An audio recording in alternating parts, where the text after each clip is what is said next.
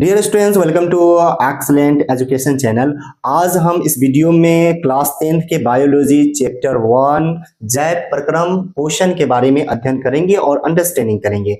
चलते हैं, शुरू करते हैं। जैव प्रक्रम क्या है, यानी लाइफ प्रोसेस बोले तो इंग्लिश में, तो वे सारी क्रियाएं जिनके द्वारा जीवों का अनुरक्षण होता है उसे हम जैव प्रक्रम कहते हैं। यानी वे सारी क्रियाएं जिनके द्वारा जीवों का अनुरक्षण होता है। अनुरक्षण मतलब क्या होता है? जीवों का बचाव, यानी जीने के लिए जो जो क्रियाएं करते हैं। यहाँ पर ऐसे भी समझ सकते हैं कि सभी जीव जीने के लिए जो जो क्रियाएं करते हैं उसे जैव प्रक्रम कहते हैं। या जीने के लिए हम लोग क्या करते हैं, जैसे पोषण, यानी भोजन हम नहीं करेंगे तब भी हम जीवित नहीं रह सकते हैं। वैसे ही श्वसन की क्रिया है। श्वसन अगला चैप्टर में हम लोग विशेष यानी बहुत ही डिटेल से पढ़ने वाले हैं। श्वसन का मतलब नहीं होता है कि सांस लेना और छोड़ना, श्वसन ये नहीं होता है। आगे यानी चैप्टर में हम लोग विशेष तरीके से हम इसको अध्ययन करेंगे। और दूसरा है परिवहन। परिवहन का मतलब इंग्लिश में बोले तो ट्रांसपोर्टेशन, यानी हमारे शरीर में जो जरूरी पदार्थ होते हैं एक जगह से दूसरी जगह तक पहुंचाना और खराब पदार्थों को सही जगह पर पहुंचाना क्या कहलाता है? परिवहन कहलाता है। परिवहन का काम हमारे शरीर के अंदर ब्लड करता है, यानी रक्त करता है।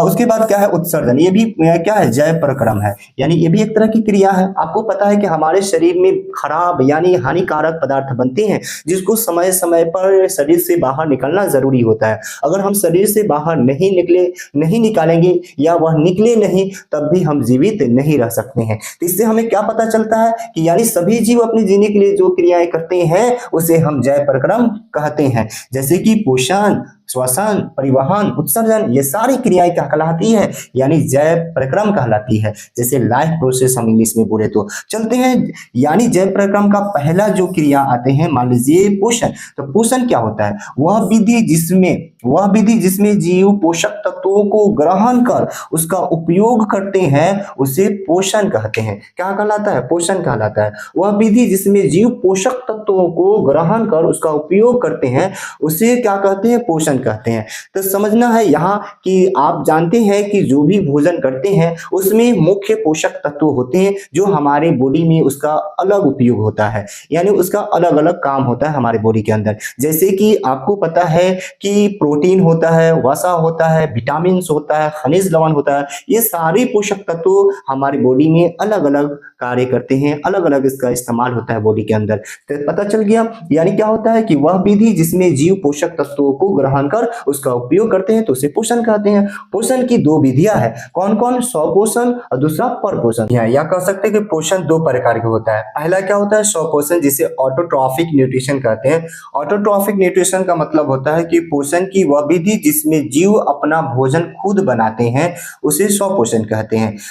जैसे कि आपको पता है कि जितने भी हरे पेड़ पौधे होते हैं वो अपना खुद भोजन बनाते हैं, उनके शरीर में ही भोजन बन जाता है और उसका उपयोग भी हो जाता है।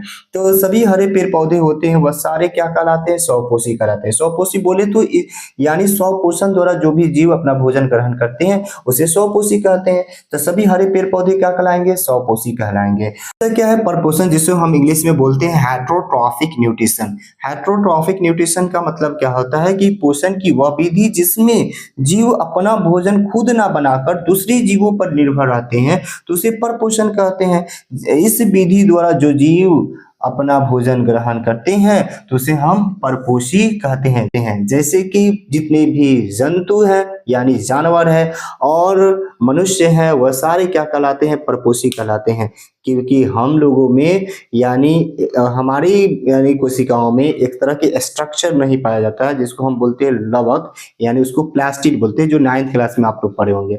और लवक भी 3 प्रकार के होता है जो आप लोग 9th क्लास में पढ़े होंगे, जिसमें हरित लवक जिसमें क्लोरोफिल होता है। इस क्लोरोफिल के कारण ही जितने भी पेड़ पौधे होते हैं वह स्वपोषी कहलाते हैं। लेकिन हमारे शरीर के अंदर यानी हमारे शरीर की कोशिकाओं के में ऐसा स्ट्रक्चर नहीं पाया जाता है, यानी हरित लवक नहीं पाया जाता। उसी के कारण हम क्या कहलाते हैं? परपोषी कहलाते हैं। हम अपना भोजन खुद नहीं बना पाते हैं।